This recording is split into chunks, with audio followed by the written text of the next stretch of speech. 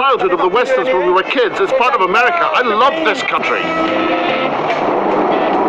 When they reach Jackson, Wyoming, the French have already covered nearly 500 miles. Their objective? The motorbike rally in Sturgis in South Dakota, the biggest gathering of bikers in the world.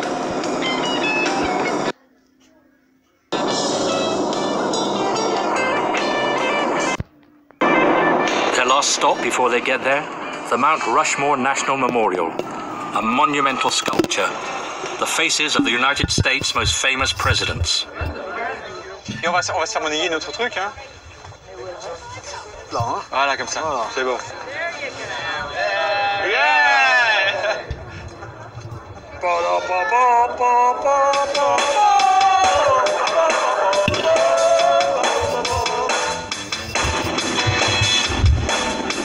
It's the end of the road, Sturgis.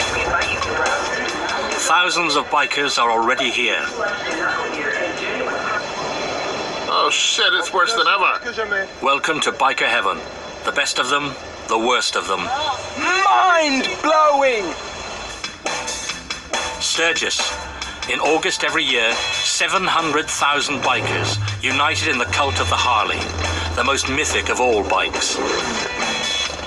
It's a rally where the craziest of machines, the most outrageous tattoos, and the most exuberant of looks compete to outdo each other. A whole community united by a single spirit, that of the biker. Their values? To feel free, to be a rebel, and flaunt with pride that they are different. Sturgis, a crazy week in which anything goes.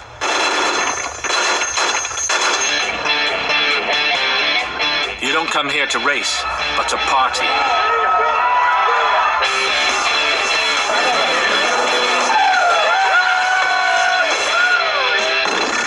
A rally that has become an American institution, where the biggest rock bands come to perform.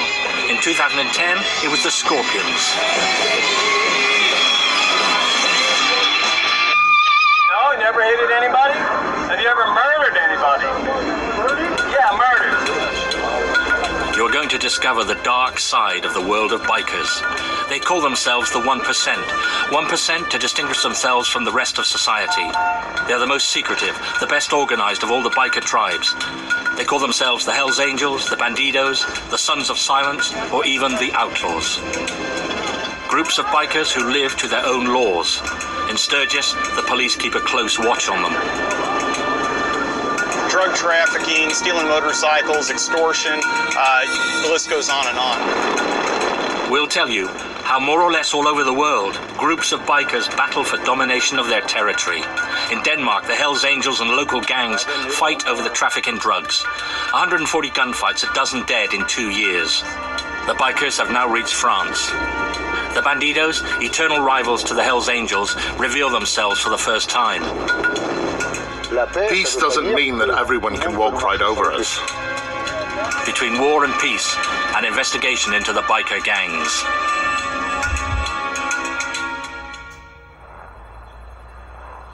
Sturgis, a peaceful town. 6,400 souls all through the year, but 10 times as many in the month of August. They come from all over the world.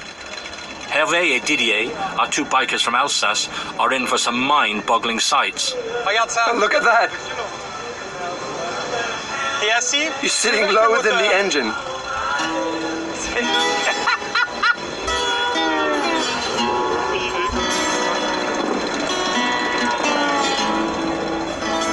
I don't know where to look next.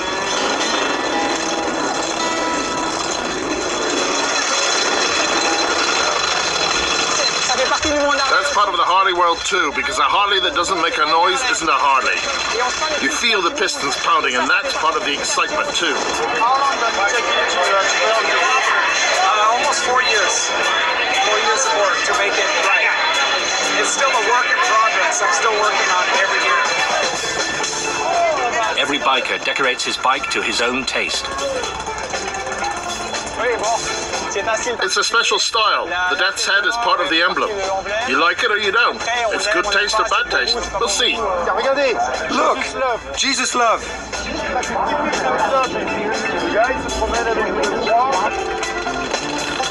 Amongst bikers, it's a rule. Everybody talks to each other. Now that's what I call doubles.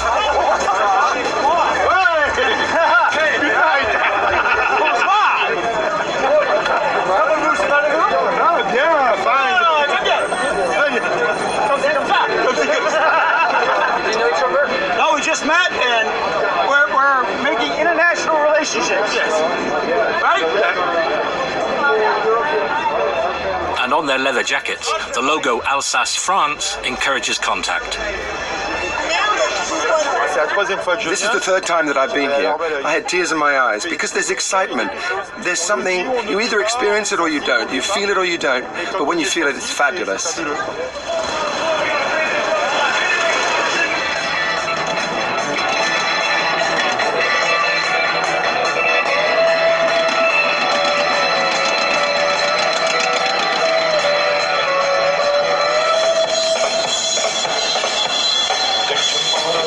It's crazy.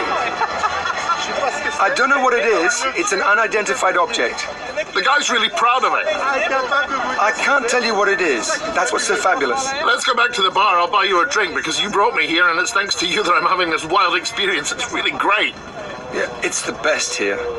Sturgis, an exceptional moment in the life of a biker, and it's been going on for 70 years.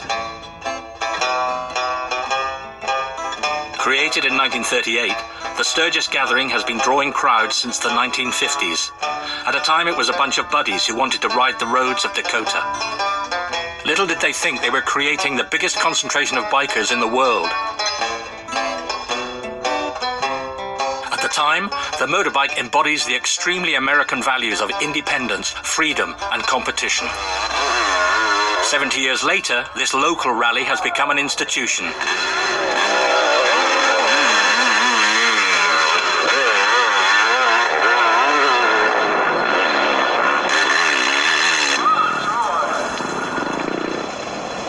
The city of Sturgis has become the temple of biker culture. Tattoos. It's on your very skin that you display your values and anything that might have happened along the road. I ran into a deer. A deer ran into me, 70 miles per hour, and a big deer ran into me, so I survived it, and so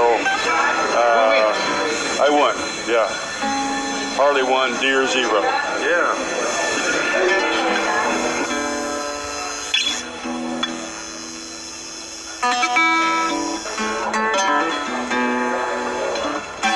The jacket also relates the story of each biker. It's almost like a biker's ID card. They call them patches. Patches are the embroidered badges that you sew on your jacket. And each patch signifies something. It symbolizes something.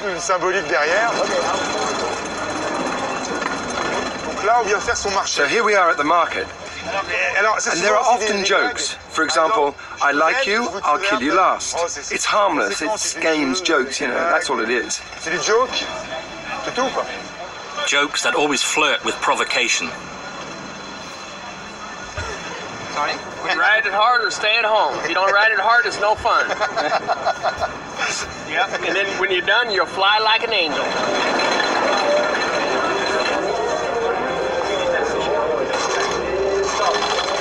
Money for doing such a good job, and you put it in this little jar for the things.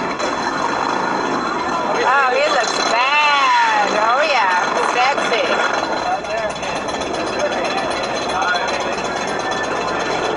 But beyond the folklore, we also discover patches on the jackets in memory of America's wars. From Desert Storm, the first Iraq War, to memories of 9/11.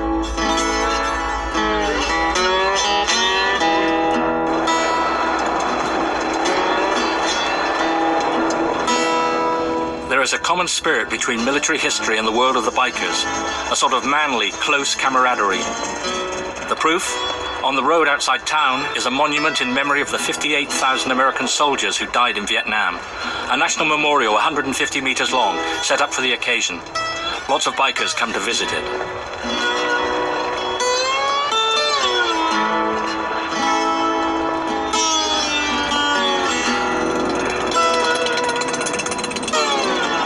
And the most astonishing thing in Sturgis is these former combatants who wear their real military medals on their black jackets. Brotherhood. Yes. These patches, are a lot of these from Australia? They're all from Australia. I mean, because you got different ones than we do. Yeah. Well, I know these are from Australia, but I mean, these patches like there and stuff? So returned from active service, and that's from being under fire. No, this is part, but this one is... Oh, the ribbons? Yeah, this one. It's a little bit different than ours. In memory of 58,044 brothers who never returned from Vietnam, 59 through 57. Yeah. You were there? I was there in 68, 69, and 70. What was your mission there?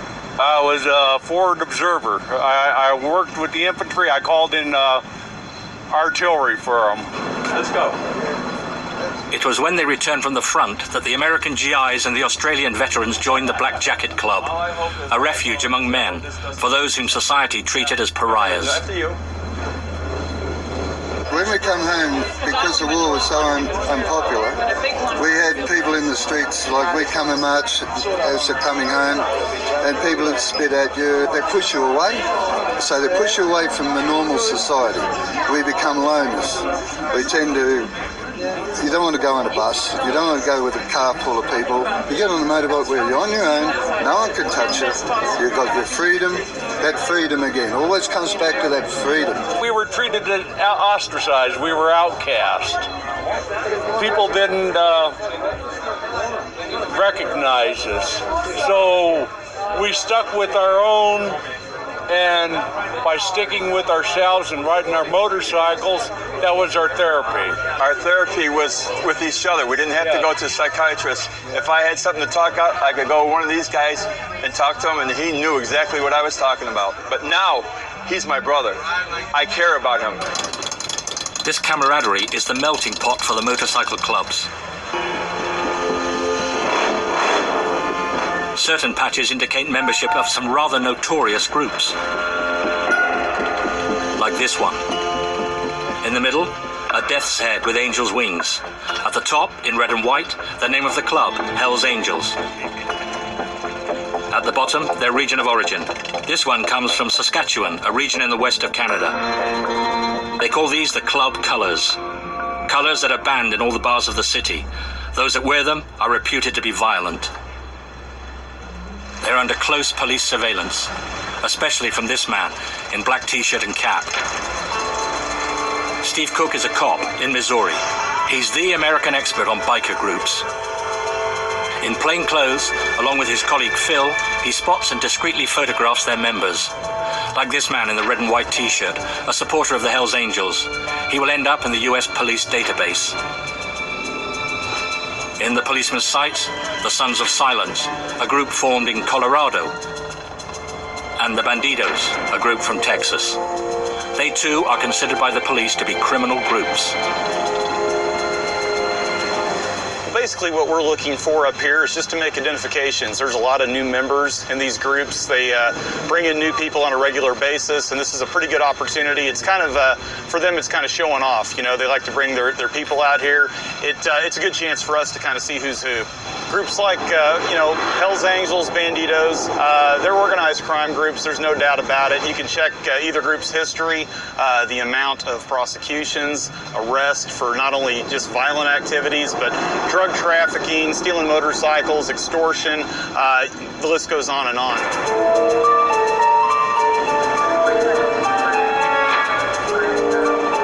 Steve has spotted a man. He comes from Colorado.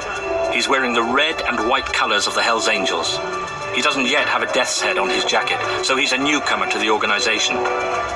He's at a gun and brass knuckle stall.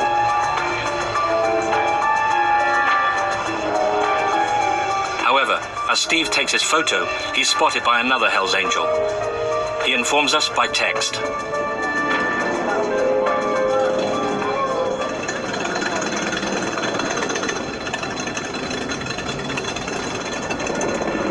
The HELLS Angels were created in 1948 in California. They take their name from an Air Force squadron. In the beginning, it was just a motorcycle club sharing the same taste for adventure and anti-conformism. A club that excluded women, blacks, and policemen. The organization very quickly attracted attention. Everywhere it took root, certain of its members hit the headlines. Drugs, trafficking, racketeering, murder. Criminal activities reportedly intended to assure the club's resources. But any direct implication with the organization, which is legal, has never been proven. And here lies the entire ambiguity. An official existence as a motorcycle club, but numerous members sentenced following acts of criminality. There are more than 30 motorcycle clubs like the Hells Angels across the world, and when they run into each other, as with this boxing match, it often ends in a general brawl.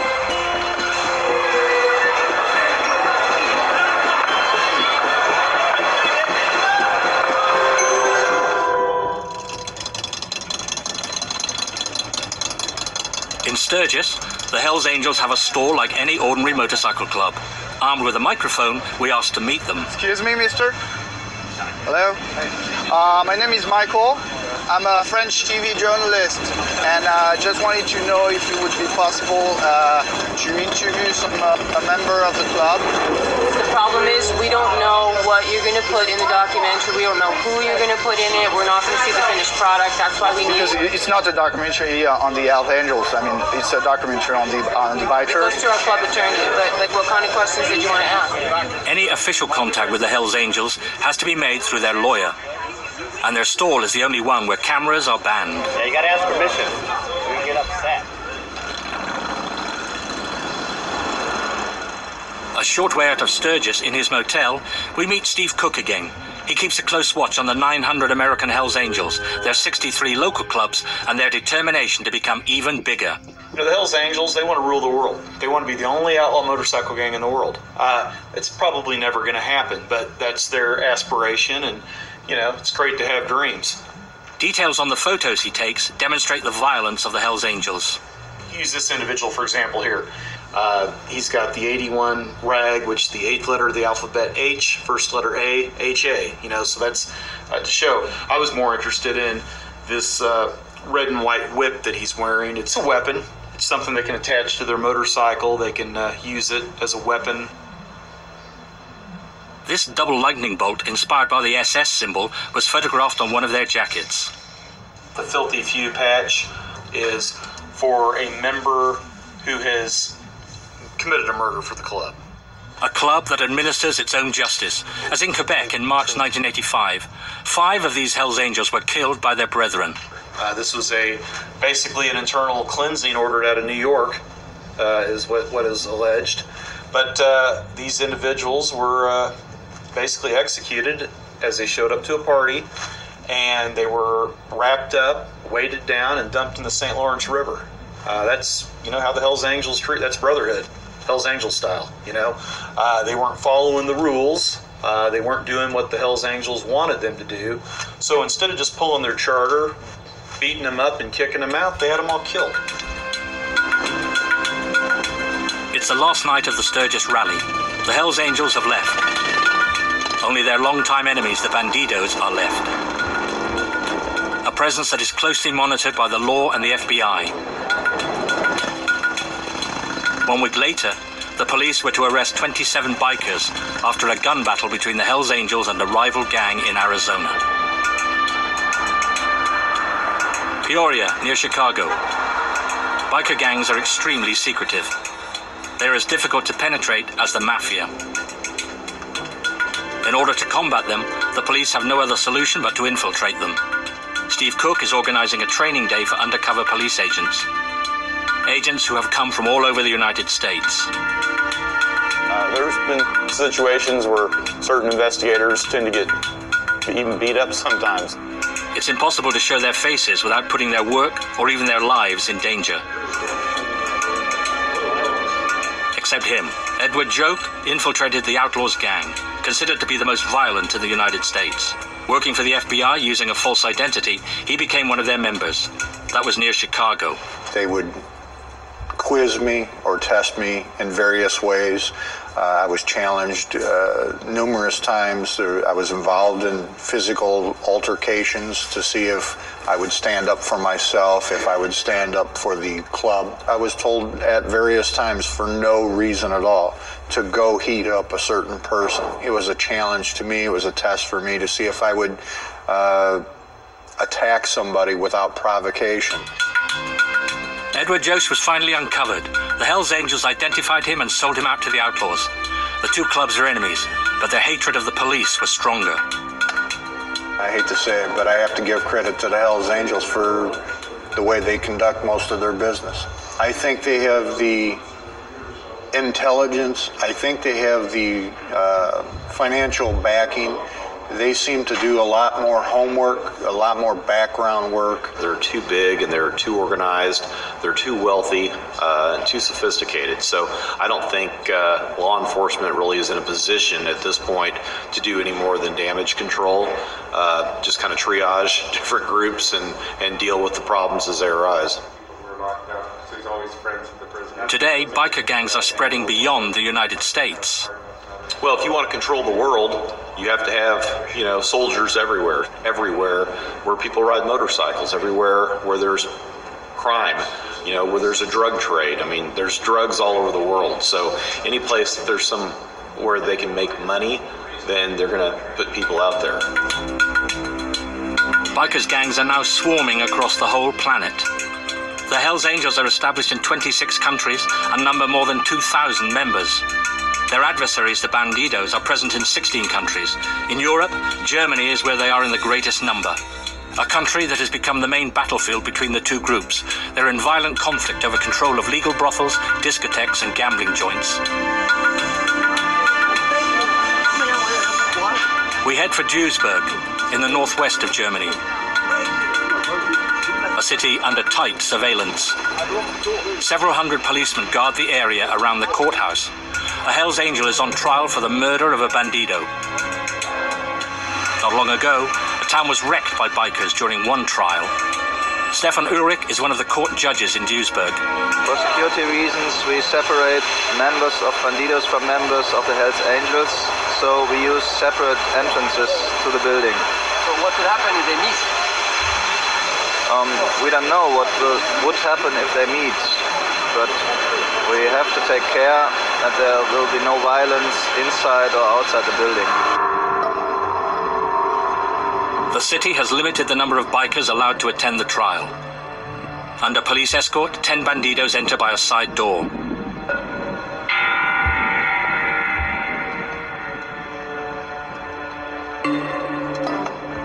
Ten minutes later, 10 Hells Angels use the entrance opposite.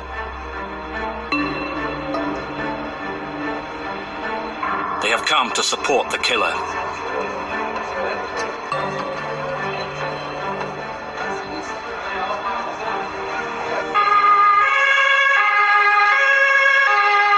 This is the trial of that affair. The killing in October 2009 outside his club in Duisburg of a 32-year-old bandido named Ashley, shot by a Hells Angel. The police fear reprisals. On the front of the building, the photo of the dead man. And the bandido patch, expect no mercy. It's a call for vengeance. This patch is one of extreme violence.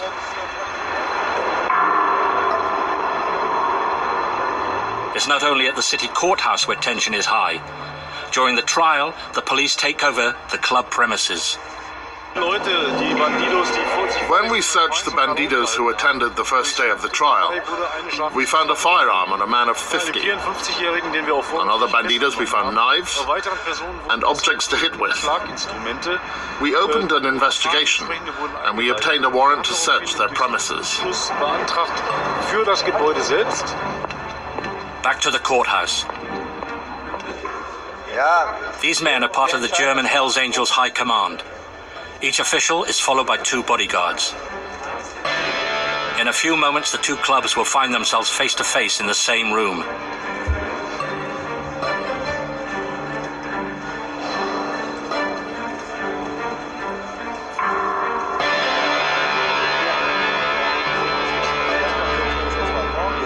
Some 20 policemen take up position between the enemies.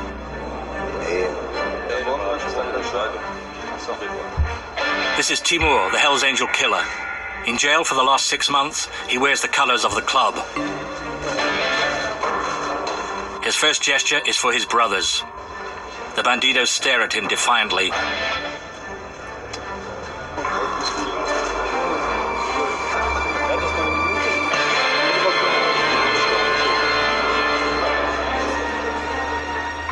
Timur was a procurer. It was over a woman that he killed a bandido. A personal initiative. Legally, the Hells Angels Biker Club is not implicated. That is the whole ambiguity that surrounds the biker clubs.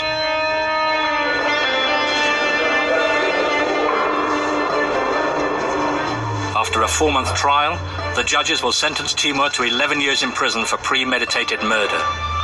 While in detention, he will receive financial support from the Hells Angels.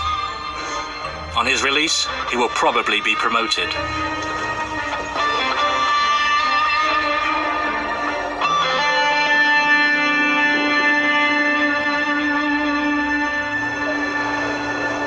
The German federal authorities are debating whether to ban the Hells Angels and Bandidos motorcycle clubs.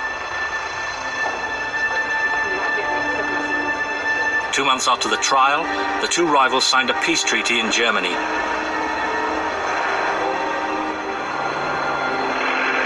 That day, neither of the two motorcycle clubs would agree to speak to us.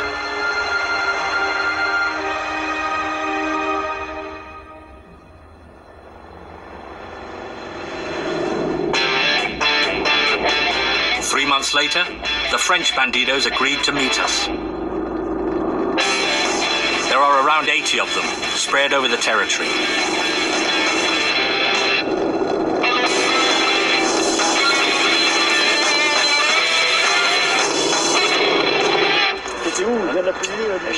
I was having a little drink when I heard the bikes.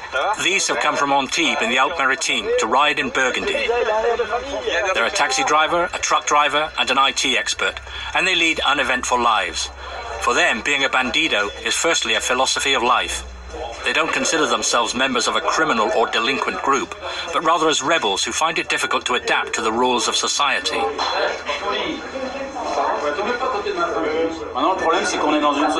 The problem now is that we're in a society where even if somebody treads on your toes and that somebody is wrong, well, it's you who's wrong. You shouldn't have put your foot there. Unfortunately, that's how it is. You have guys who are still trying to play the boss and stuff. But when it doesn't work out and he gets one in the mouth because they played and they lost, well, they go running. Oh, referee, oh, mummy, he hit me. Do you consider yourself to be a bad boy? No, I've never been a bad boy. It's just that I've never liked being messed about with. That's all. We're guys who don't fit into the mold. We're not stupid sheep who just follow like everybody else. That's it. I don't know how to say bah. Does being a bandito mean putting your life in danger for the sake of that freedom? Of course. I'd give my life for my brother. That's the difference.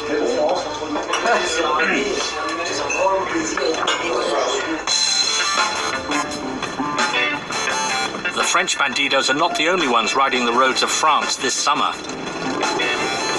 1,500 bikers on the roads of Burgundy. It's the great European rally of the Bandido nation.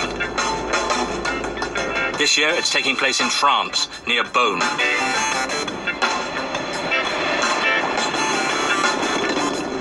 For 2 days we will be able to talk to them, question them, and discover who lurks behind their black jackets.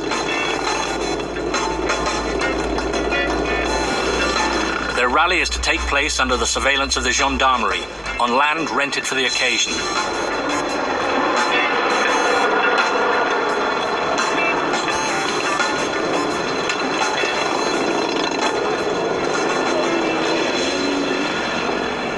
This is the first time that a TV crew has been allowed to film this private party.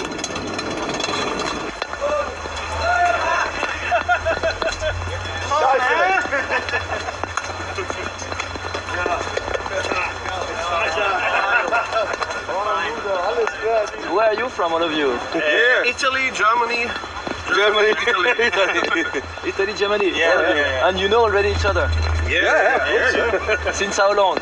I forget how much time. I think 5, 6, 8 years. I don't remember. Because every time it's party. Yeah. Fucking weather is awesome. Fucking weather. Yes. All countries are sunshine and here fucking rain. Yeah. Italian, Norwegian, German, French. As soon as they arrive, they pitch their tents. You might think it was a family holiday camp, but everybody wears his jacket and his patches. It's required. A security precaution to prevent intruders from slipping in. It's the grand family reunion. Scotland. I become a soldier. I 15, 16 years as a soldier in the British Army. And then I met the Bandidos, and I belong to a big family again. And I am 53 years old, and I still feel like a child because I still belong to a family. And this is what makes the heart fucking big. For the French, to become a Bandido brother is to join a global network. We can go to Thailand, we can go to Australia, we can go to the US, Europe, everywhere. We have brothers who are ready to welcome us. All you need to do is make a phone call. Even if he's never seen you, if he doesn't know who you are. That's got nothing to do with it. That's not the point. We're brothers. We're brothers. Love, loyalty, respect is very strong with us. That's all there is to it. What sort of love? Brotherly love.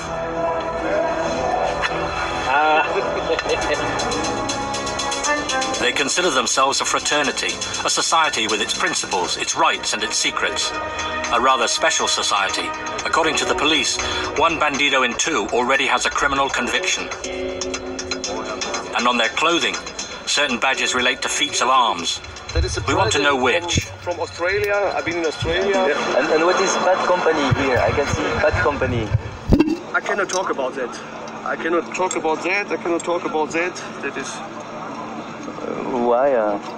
I cannot talk about it. That's just the rule, you mean, or? Yes, it is. This is like an Iron Cross in the Second World War for the soldiers. This patch, expects no mercy, is the same as that in the Duisburg club after the murder of the Bandido. Thank you very much. Okay. According to our inquiries, it is awarded to a member who's wounded somebody or been wounded in the organization's cause. Because this really is an organization, ruled along military principles.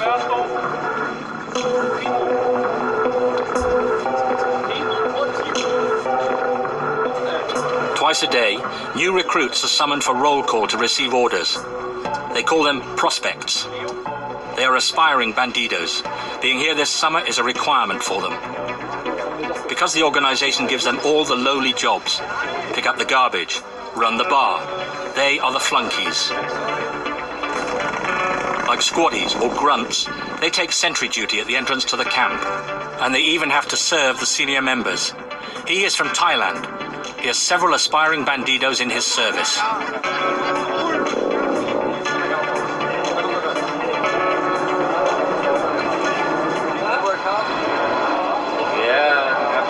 Something before you been to officially or member, you must do everything, you must learn what we do. Can they say, no, I don't want to do that? We have to do because they're not so hard what we do. Yeah. John, hello. How are you? Last year I put him on the bike when we go Chiang Mai by week. Yes. I must drive 1,000 kilometers. Yeah. He stay in the car. Yeah. He tired. He very tired. He sleep in the car. Yeah. I must drive with his bike. And he do 1,000 kilometers. Yeah. Yes. Good. And why? Wow. So you are a servant. Yes. In a way, you are a servant. Yeah. And one day, the brothers Sprig have meetings. Sprig, you have your color. Maybe next week, maybe next year, maybe 5 years, I don't know. And at the top of this hierarchy, there are also chiefs. They are the presidents of each local club. At their head, a European president, whom our camera will never meet. As for the global president, he is in the United States. You told us that there was a meeting at 2 o'clock. What is it, the meeting? You go to the meeting or? I go to the meeting. It's for the president. Only for the president? Only for the president. And what is the... There they tell where the areas are, where the techno tent is, and at what time the band plays, and the president tell it to the members. But now, yeah, in 3 minutes. No, you can't. No? No, because you're not a president of a chapter. No, it's only for the president. Only for the president. However, according to other sources, this meeting had a very precise purpose: to vote for the re-election of the European directors of the club. It's time for the family photo. 1,500 bandidos from all over Europe. A shot that European police forces would dream of getting hold of. A photo that's missing those brothers in jail. In Europe, at least 10 are behind bars for drug trafficking, possession of weapons, or even murder.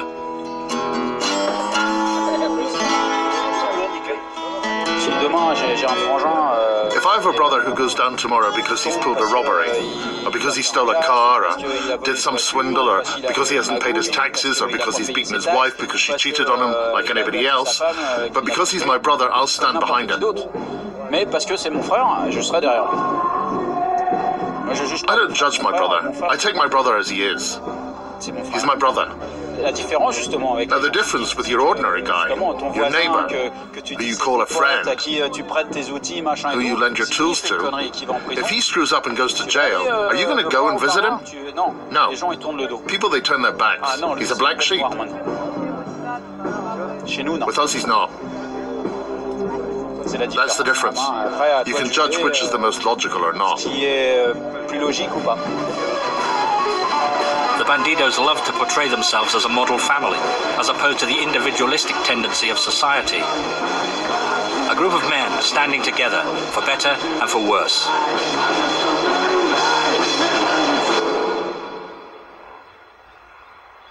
Our investigation takes us to Denmark, a country renowned for its gentle way of life. More surprisingly, it is also the European country where biker groups are the most violent. The Danish police have even created an anti-gang division. Every night, some 20 men patrol the streets of Copenhagen. Here are some of the weapons seized from cars or biker clubs. Just show you where we mainly will go tonight. Here we have located Hells Angels. So, and there's a gang war between those two. It's a Blågårdsbanden. So I'll pull it and just make a little check to see if there's brass in it, and then I know my gun is ready. Then I will check if my handcuffs are there, and even my pepper spray, my radio, my flashlights, to see if it works. Before setting out into the field, they fit us with bulletproof vests. When was the last gang-related shooting here? 1 week ago. And there was a drive-by shooting with 9 or 10 shots from probably an Uzi or some other small machine gun. Gun battles that are often related to control of drug traffic. This is the old hippie quarter of Christiania, in the heart of Copenhagen, an astonishing exception in Denmark that has been tolerated for nearly 40 years. Christiania is an open-air drug supermarket. According to the police, it's a business traditionally run by biker gangs. They don't show themselves, but they supply the dealers.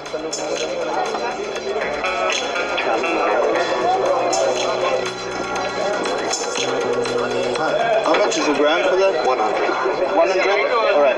In euro, it meant 13 euros about. The turnover from drug trafficking in Christiania is estimated at several million euros a year. You have a suggestion? What kind do you want? I don't know. I guess the white Russian is okay for me. Just 200 of that. White one.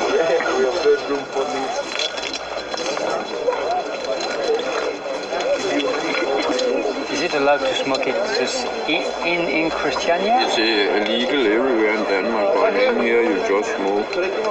Just not inside the buildings. And here is okay. Yeah, here you can just walk around. However, Today, this lucrative money spinner for the biker groups in Christiania is under threat. Gangs of immigrant origin are selling drugs all over Copenhagen. Since 2008, this war between gangs has left 9 dead and 87 wounded. Gun battles are fought right in the street, even wounding passers-by. To confront their enemies, the Hells Angels have created the AK-81, a brigade of young Danish rebels, the strong arm of the Hells Angels. Here they are in a propaganda video. In Danish, the letters A and K are the initials for Always Ready, because they are ready to fight for the Hells Angels. 20 of them have already been arrested and convicted of taking part in gang warfare. The anti-gang police set out on patrol. Destination, the Hells Angels territory, a neighborhood near the center of Copenhagen. What they do is it's kind of like in Baghdad or in Afghanistan or whatever. When they have to have a big party, they put checkpoints in and put kind of like roadblocks. So they check every car who comes in and they register the people who are in the area, and it's very professional. It looks like a militia. It's a militia. It's a fortress in there. The patrol begins at the Hells Angels premises. This is the main chapter. This is the headquarters. This is where the president of Hells Angels also is. In Denmark, as in Germany, the organization has the legal status of an association. Watched by the Hells Angels security cameras, the policeman takes the registration numbers of the club members present tonight. There's someone inside. There's always people to be sure. If there's an attack, they can alert the others. A car attracts their attention. It belongs to a Hells Angel. Who is it? It's a television, French television. There are 3 Hells Angels on duty inside the club who prefer to stay away from the camera. We have often found guns hidden in the cars, so we have to check everywhere. For the policeman, the least object becomes suspicious in the hands of the Hells Angels. You have things like that for hitting. You have in most cars, this is a small one, but for stabbing. The pressure from the anti-gang division is beginning to bear fruit. 4 Hells Angels have been arrested and convicted in the last year. Suddenly, there's a radio call. We are heading to some bar where there is 10 to 12 bloods are sitting, and they were the ones who are in war with Hells Angels. And since they are sitting there on the bar, and we had to go in there and talk to them and see if they're carrying any weapons or what kind of business they're doing. It's Mønderparken where the bloods come from. The Bloods, a name copied from a gang in Los Angeles.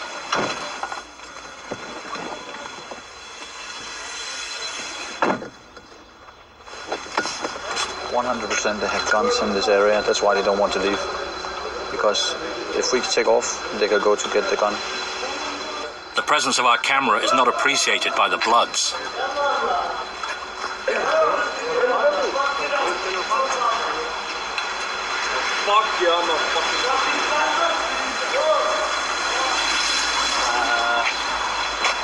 That's one of the guys we know, and he's carrying a vest inside. He's carrying a vest, bulletproof vest under the jacket. So. And he's going to a bar with a vest? Yeah, there's been about at least 4 or 5 shootouts in the area. So that's why he's carrying a vest. When they're enjoying themselves, they must have a car or a weapon someplace around. Right. To protect themselves. Always. The police search the vehicles. The guy who was standing behind me, the civilian guy with the black hat, his brother was shot in some 5 years ago, also gang related. The policemen find nothing, but their presence may have prevented the evening from degenerating. Some days are more deadly.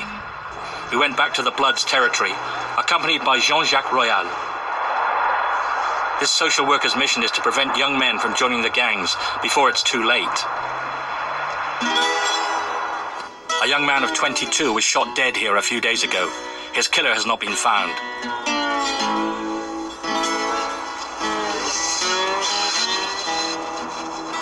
I know of his name.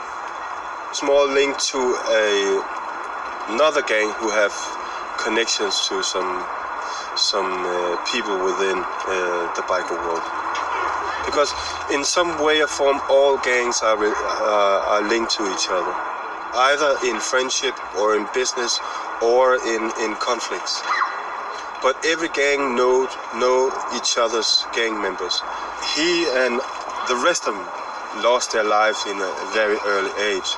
But it also shows us that the young kids today are also very willingly giving themselves and even their lives to be heroes in a gang conflict. And that's quite terrible. In Denmark, the Hells Angels have created a modern image for themselves, far from that of the first American bikers.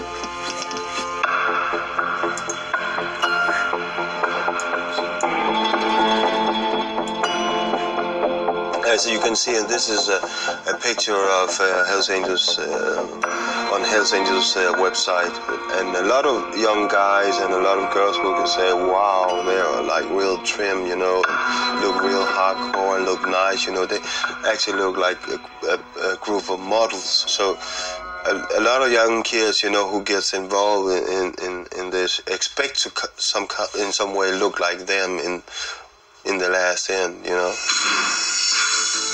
The Hells Angels play on the Viking identity to attract young Danes, whereas the Bandidos try to seduce young men of immigrant descent, as in this video shot in Germany. Also in this movie, you can see that the bikers in the background are like ghost figures, you know. You don't really see the faces, you don't see, but you see them, they're always there. What is the relationship with them? It's protection. That for these young guys, it gives them the opportunity of experience power, which is very important when you are living on the street on a daily basis. I have noticed that a lot of young people, when they enter the gang world, they don't feel afraid anymore. Since January 2009, 48 members of immigrant gangs and 3 bandidos have been convicted for their participation in gang warfare. 40 others are awaiting trial. The war of the bikers has not affected France, but why? With its roads along the coast, the Côte d'Azur is a paradise for bikers. 4 bandidos clubs have been set up between Marseille and Nice. Their brothers from all over Europe come to spend their holidays there. Phil is Sergeant-at-Arms in Nice, a term originating from the military, meaning that he is in charge of club security. An almost normal motorcycle club, legal, a chapter as the Bandidos call it. His first embrace is from Mario, the Nice president. The second is for this Bandido, just arrived from Germany. Because tomorrow, the Nice chapter celebrates its 10th anniversary. No, it's only right. If you need, you can take my bike and his bike and the prospect of support to show you the place where you can eat. It's a club rule. Like this. In whatever chapter all around the world, a Bandido can borrow a bike from his brothers.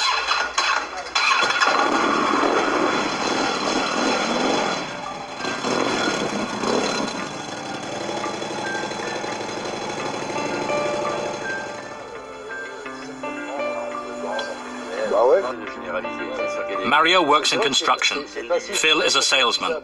The chapter is their second home. A lair with a video system to monitor the surroundings. This box, that is for the donations to brothers in jail. And as in all Bandido chapters, they're heroes. Now this is Pancho Villa. And this is Emiliano Zapata. And there's one of his great sayings that we really like. We prefer to die.